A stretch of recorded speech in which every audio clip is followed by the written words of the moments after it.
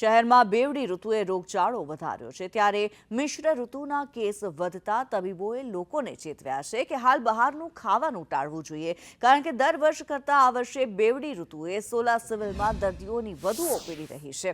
આ સપ્તાહમાં સોલા સિવિલ હોસ્પિટલમાં ઓપીડીમાં દર્દીઓની ભીડ રહી છે। સોલા સિવિલની ઓપીડી 12,000થી વધુ દર્દીઓની નોંધાઈ છે ત્યારે 4,000થી વધુને એડમિટ કરવાની ફરજ પડી છે।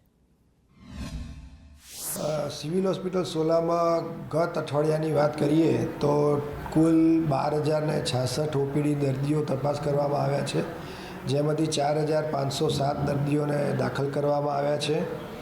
સ્પેસિફિક આઈડીએસપી પ્રમાણે ડિસીઝનું વર્ગીકરણ કરીએ તો ડેન્ગ્યુનો કોઈ પોઝિટિવ કેસ જોવા મળ્યો નથી, મેલેરિયાનો પણ કોઈ કેસ જોવા મળ્યો નથી, ચિકનગુનિયાનો પણ કોઈ કેસ પોઝિટિવ જોવા મળેલ નથી।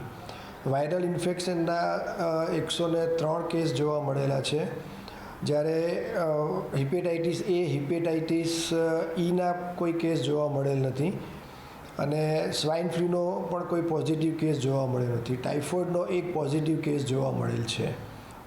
બેવડી ઋતુને કારણે રાત્રે ઠંડીનું પ્રમાણ વધારે હોય છે અને દિવસે ગરમીનું પ્રમાણ વધારે હોય છે, તો એની પણ શરીર ઉપર તાપમાનના ફેરફારને કારણે પણ અસર જોવા વર્તાતી હોય છે। આ સંજોગોમાં બહારનો ખોરાકની માત્રા ઘટાડવી જોઈએ, ઘરનો ઘરેલું ખોરાક ખાવો જોઈએ, ઠંડીની ઋતુ સામે પોતાના પ્રિકોશન્સ જે લેવાના થતા હોય એ પ્રિકોશન્સ પણ ઠંડીની ઋતુ સામેના લેવા જોઈએ